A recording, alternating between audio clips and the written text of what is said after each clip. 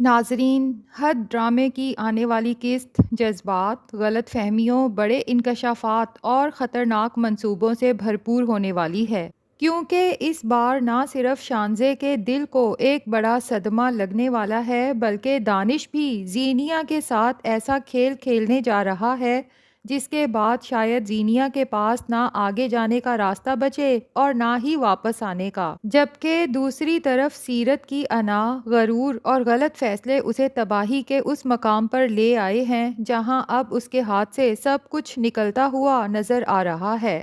سب سے پہلے بات کرتے ہیں فیروز کی، جو حقیقت میں ایک سلجھا ہوا اور سمجھدار انسان ثابت ہو رہا ہے۔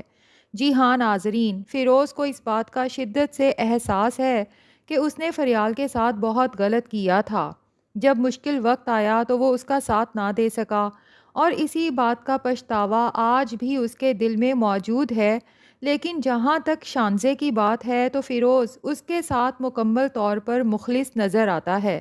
یہاں تک کہ جب اسے یہ معلوم ہو جاتا ہے کہ شانزے ایک طلاق یافتہ لڑکی ہے، تب بھی فیروز کی محبت کم نہیں ہوتی بلکہ اور بڑھ جاتی ہے، کیونکہ شانزے کی معصومیت، سچائی اور خوبصورت شخصیت فیروز کو مسلسل اس کی طرف کھینچ رہی ہے۔ دوسری طرف شانزے کے دل میں اب آہستہ آہستہ فریال کے لیے عجیب سی بے چینی اور تھوڑا سا شک پیدا ہونے لگا ہے، کیونکہ جب سے فریال نے شانزے سے کہا ہے کہ وہ فیروز سے دور رہے، تب سے شانزے یہی سوچ رہی ہے کہ اگر فیروز واقعی برا انسان ہوتا تو ہر مشکل وقت میں میری مدد کیوں کرتا؟ اس نے کبھی میرے قریب آنے کی، غلط کوشش کرنے کی، کبھی میری مجبوری کا فائدہ اٹھانے کی کوشش نہیں کی، بلکہ ہر بار عزت اور خلوص کے ساتھ میرا ساتھ دیا۔ یہی وجہ ہے کہ کبھی شانزے کو لگتا ہے کہ شاید فریال بھابھی مجھ سے جیلس ہو رہی ہیں، جبکہ اگلے ہی لمحے اسے محسوس ہوتا ہے کہ نہیں، بات کچھ اور ہے۔ شاید فیروز کا فریال بھابھی سے کوئی پرانا تعلق ہے، کیونکہ مجھے ہمیشہ فیروز کو دیکھ کر یہی لگتا ہے جیسے میں نے اسے پہلے بھی کہیں دیکھ رکھا ہے۔ یہی بے چینی شانزے کو مجبور کرتی ہے کہ وہ خود فیروز کو کال کرے تاکہ حقیقت جان سکے، لیکن ناظرین یہاں دلچسپ موڑ یہ آتا ہے کہ فیروز شانزے کی کال دیکھ کر بھی فون اٹینڈ نہیں کرتا، کیونکہ اسے فریال کی وہ بات یاد آتی ہے کہ اگر تم واقعی شانزے کے ساتھ مخلص ہو تو اس کے جذبات کے ساتھ کھیلنے کی بجائے اپنی والدہ کو رشتے کے لیے بھیجو۔ تبھی فیروز فیصلہ کرتا ہے کہ جب تک وہ اپنی ماں کو راضی نہیں کر لیتا تب تک شانزے سے فاصلے میں ہی بہتری ہے، تاکہ فریال کو بھی فیروز کی نیت پر یقین آ جائے۔ لیکن اصل ڈرامہ تو تب شروع ہوتا ہے جب فیروز اپنی ماں سے شانزے کے بارے میں بات کرتا ہے۔ پہلے تو فیروز کی ماں بہت خوش ہوتی ہے کہ آخر کار اس کے بیٹے نے شادی کے لیے کسی لڑکی کو پسند کر لیا اور شاید اب فریال کا بھوت اس کے سر سے اتر گیا ہوگا، مگر جیسے ہی اسے پتہ چلتا ہے کہ شانزے طلاق یافتہ ہے اور فریال کی نند بھی، تو فیروز کی ماں کا رویہ فوراً بدل جاتا ہے۔ وہ صاف کہہ دیتی ہے کہ میں اپنے اکلوتے کنوارے بیٹے کی شادی کسی طلاق یافتہ لڑکی سے ہرگز نہیں کروں گی، اور وہ بھی فریال کی نند۔ مطلب تم اب بھی کسی نہ کسی بہانے فریال کے آس پاس رہنا چاہتے ہو۔ فیروز اپنی ماں کو سمجھانے کی بہت کوشش کرتا ہے کہ اسے شانزے سے محبت اس وقت ہوئی تھی جب اسے یہ بھی نہیں معلوم تھا کہ وہ فریال کی نند ہے، لیکن فیروز کی ماں اپنی ضد پر قائم رہتی ہے، یہاں تک کہ فیروز بھی صاف کہہ دیتا ہے کہ اگر ایسا ہے تو پھر میری شادی کا خیال چھوڑ دیں، آپ کا بیٹا پوری زندگی اکیلا رہ لے گا مگر شانزے کے علاوہ کسی اور سے شادی نہیں کرے گا۔ اور ناظرین، جب ماں کا بس اپنے بیٹے پر نہیں چلتا تو وہ غصہ نکالتی ہے فریال پر۔ جی ہاں، فیروز کی ماں سیدھا فریال کو کال کر کے اسے ذلیل کرنا شروع کر دیتی ہے۔ وہ نہ صرف فریال بلکہ شانزے اور اس کے خاندان پر بھی کیچڑ اچھالتی ہے، کہتی ہے کہ میرے بیٹے سے تمہاری شادی نہیں ہوئی تو اب اپنی طلاق یافتہ نند کو اس کے پیچھے لگا دیا۔ ویسے بھی تمہارا سسرال کوئی بہت ہی گرا ہوا خاندان ہوگا، ورنہ جو لڑکی رات تھانے میں گزار کر آئے تو اسے کون عزت دار لوگ قبول کرتے ہیں، لیکن اس بار فریال خاموش رہنے والوں میں سے نہیں ہے۔ وہ بہت مضبوطی سے جواب دیتی ہے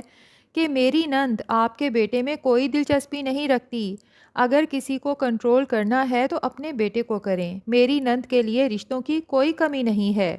اور ناظرین، یہاں فریال کا اعتماد واقعی ہی دل جیت لیتا ہے۔ جب فیروز کی ماں اسے بدتمیز کہتی ہے تو فریال صاف جواب دیتی ہے کہ اگر میں بدتمیز ہوتی نا تو آپ کو وہ باتیں سناتی کہ ساری زندگی یاد رکھتی، لیکن میں صرف سچ بولتی ہوں اور اللہ کا شکر ادا کرتی ہوں کہ میری شادی آپ کے بیٹے جیسے ڈرپوک انسان سے نہیں ہوئی، کیونکہ مجھے فیروز سے کہیں زیادہ مضبوط اور بہتر شوہر ملا ہے۔ لیکن اصل دھماکہ تو اب ہونے والا ہے، کیونکہ یہ ساری گفتگو دروازے کے پیچھے کھڑی شانزے اپنے کانوں سے سن لیتی ہے۔ اور ناظرین، یہ وہ لمحہ ہوگا جب شانزے کے قدموں تلے زمین نکل جائے گی۔ اسے معلوم ہو جائے گا کہ فیروز وہی شخص ہے جو فریال کے مشکل وقت میں اسے تنہا چھوڑ گیا تھا۔ لیکن یہاں دلچسپ بات یہ ہے کہ شانزے شاید فریال سے بدگمان ہونے کی بجائے اس کی اور بھی زیادہ عزت کرنے لگے، کیونکہ اسے احساس ہوگا کہ فریال نے اسے اپنی بہن سمجھ کر ہی فیروز سے دور رہنے کا کہا تھا، تاکہ شانزے کا دل دوبارہ نہ ٹوٹے۔ اور اگر ایسا ہوتا ہے تو ممکن ہے شانزے خود ہی خاموشی سے فیروز سے دور ہو جائے۔ ادھر فیروز کو جیسے ہی پتہ چلے گا کہ اس کی ماں نے فریال کی بے عزتی کی ہے تو وہ یقیناً کوئی بڑا سٹینڈ لے گا، کیونکہ اب وہ پہلے والا کمزور فیروز نہیں رہا۔ وہ اپنی ماں کو احساس دلائے گا کہ انہوں نے شانزے اور فریال کے ساتھ بہت غلط کیا، اور شاید اپنی ماں کو فریال کے گھر جا کر معافی مانگنے پر بھی مجبور کرے۔ اب بات کرتے ہیں زینیا اور دانش کی، جہاں کھیل بہت خطرناک ہو چکا ہے۔ دانش اب زینیا کی ایک ایک چال سمجھ چکا ہے۔ وہ جانتا ہے کہ زینیا ابھی تک شہرام کو نہیں بھول سکی، اسی لیے جب وہ اولاد کی بات کرتا ہے تو زینیا فوراً ماضی میں کھو جاتی ہے۔ دانش جان بوجھ کر اسے تکلیف دینے کے لیے کہتا ہے، اچھا ہی ہوا کہ شہرام کی تم سے اولاد نہیں ہوئی، ورنہ شاید تمہیں چھوڑنا شہرام کے لیے مشکل ہو جاتا۔ اور ناظرین، یہ سن کر زینیا اندر ہی اندر جل جاتی ہے، لیکن اوپر سے خاموش رہتی ہے، کیونکہ وہ ابھی بھی دانش کو صرف استعمال کرنا چاہتی ہے، جبکہ دوسری طرف دانش فیصلہ کر چکا ہے کہ وہ زینیا کو ایسے وقت پر چھوڑے گا جب اس کے پاس نہ آگے کوئی راستہ بچے گا نہ واپسی کا۔ اور یہی موقع اسے تب ملے گا جب شہرام اور فریال ہنی مون کے لیے سنگاپور روانہ ہوں گے۔ جی ہاں ناظرین، شہرام کے والدین نے خاص طور پر یہ ٹرپ پلان کیا ہے تاکہ دونوں کچھ وقت اکیلے گزار سکیں۔ فریال اور شہرام تو بہت خوش ہیں، لیکن زینیا کے لیے یہ خبر کسی زہر سے کم نہیں ہوگی، کیونکہ دانش اسے مسلسل اکسائے گا، یہاں تک کہ زینیا خود دوبارہ طلاق کا مطالبہ کرے گی۔ اور جیسے ہی وہ دانش کا گھر چھوڑ کر شہرام سے رابطہ کرنے کی کوشش کرے گی، اسے پتہ چلے گا کہ شہرام تو اپنی بیوی کے ساتھ ملک سے باہر زندگی انجوائے کر رہا ہے۔ یعنی ناظرین، زینیا نہ گھر کی رہے گی نہ گھاٹ کی۔ اور جہاں تک سیرت کا تعلق ہے تو لگتا یہی ہے کہ اب اس کی تباہی مکمل ہونے والی ہے۔